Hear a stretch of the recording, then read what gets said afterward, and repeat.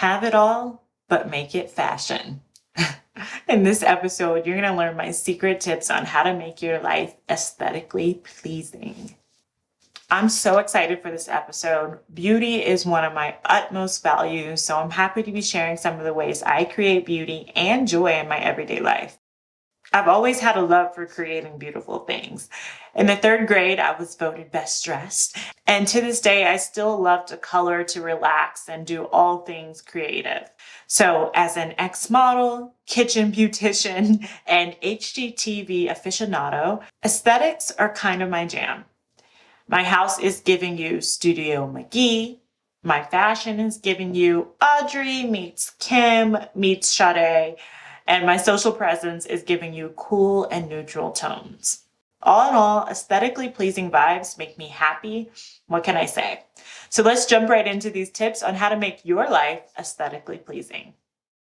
Okay, the first thing you're going to want to do is curate. You're going to want to perfect your design aesthetic. So this is your interior design, your fashion design aesthetic, your social media. You're going to really want to define the visuals that make you happy and know what is kind of like your vibe, what's your look. And that doesn't have to be the same for everyone, but as long as you know what yours is, it's going to be really easy to continue to create that throughout your life. So for example, my home and my just overall vibe is going to be a modern, organic, minimalist vibe. So that's a mouthful, but it's modern, it's minimalist, and I throw in a lot of organic elements, either in my home or the way that I dress. I'm not really into bling. I'm definitely not into patterns in any shape or form. So I've really kind of taken the time to define the visuals that bring that spark of joy to me. And along with that, you're going to want to decide on your color palette for things like your home, your social media, your clothes, your car, all the things. So what is your color palette? I am a person that's into neutrals before it was even cool to be into neutrals. I only wear like black, white, nudes. Of course, blue jeans in my world are a nude. And I wear solids. So I don't wear, like I said, any patterns. Same thing in my home. It's a lot of cool tones, neutral tones, very minimalist vibe.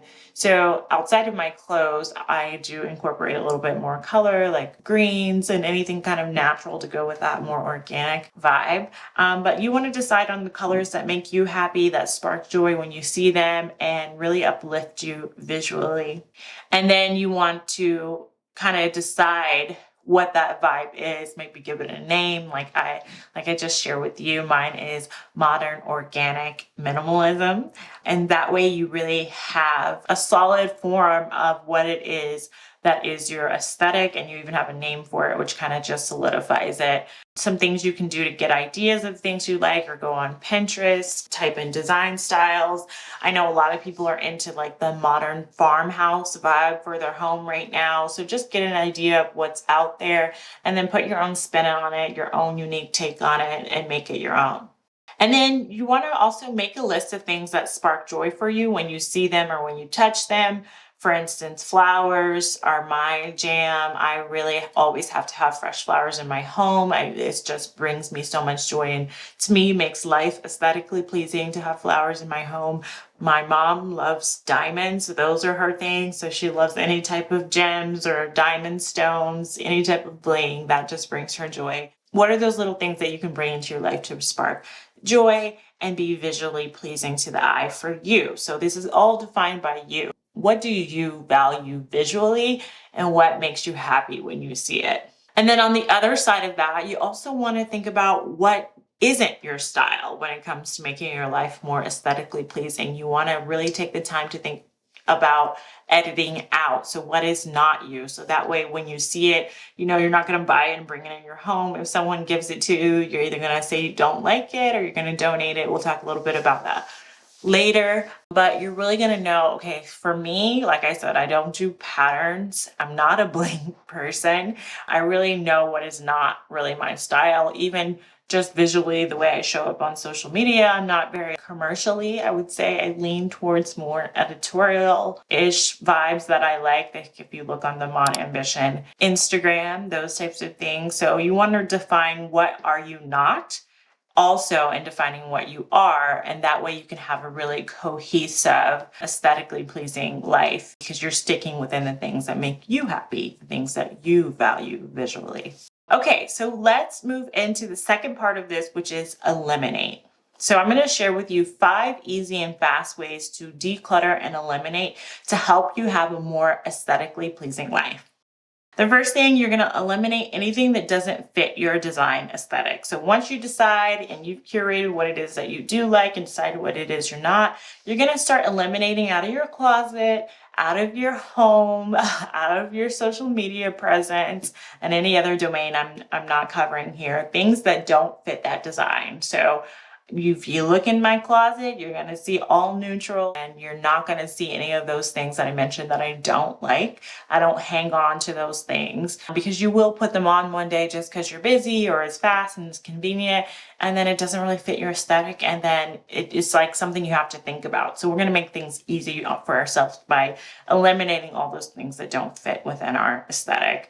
Then another thing you can do to make sure that you are creating this aesthetically pleasing life, one of the things I like to do is have a 5-minute daily declutter routine. And this can be digital or physical. I think I originally got this from the Fly Lady cleaning routine.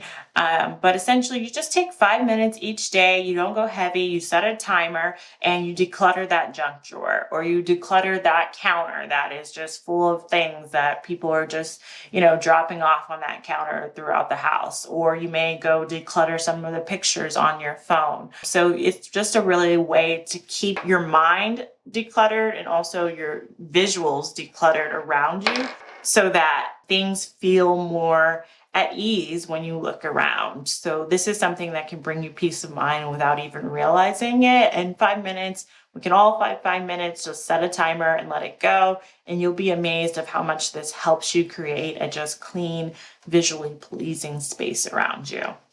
Another thing you can do is let go of gifts that don't spark joy. So there's a few ways that you can handle this. So if people give you things that don't really fit your aesthetic, or you're just not vibing with them, I know a lot of people just keep them because they don't want to hurt the people's feelings. But I find if you just let people know, oh, this is not really my vibe, or I would prefer it in this color, can I exchange it? They rather you have something you can use than for you to fake it and then not use it. So you can do that. If you don't feel comfortable doing that, you can also donate it. Find somewhere that you can donate it for someone else to use it, but don't feel like an obligation to keep something around you that you don't like just because someone gave it to you. That's how you create those things that don't fit your vibe. And then you look around and it's not really your aesthetic. So that's something that helps me as well. Another thing you can do, especially in your home, even in your closet and on your social media page, is to create white space. So this helps decrease overstimulation. It gives your eye somewhere to rest, and it allows you to appreciate what you have.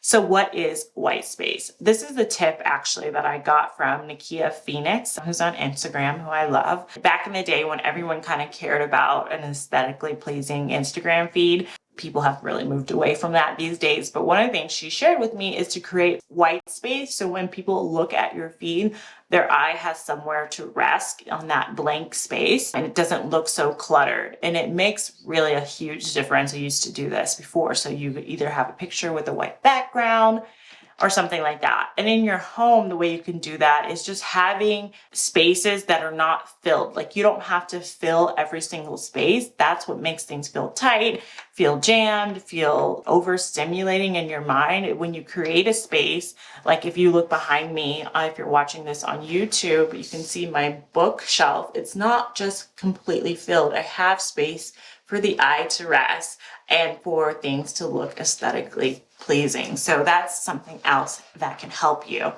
I hope you guys enjoyed this type of episode. Those are my tips on how to make your life aesthetically pleasing. Let me know if you're watching this on YouTube, if you have any other tips that I maybe left out or what you think of this type of episode. I would love to end this episode by offering an intention for you this week. May your life be filled with joy and beauty.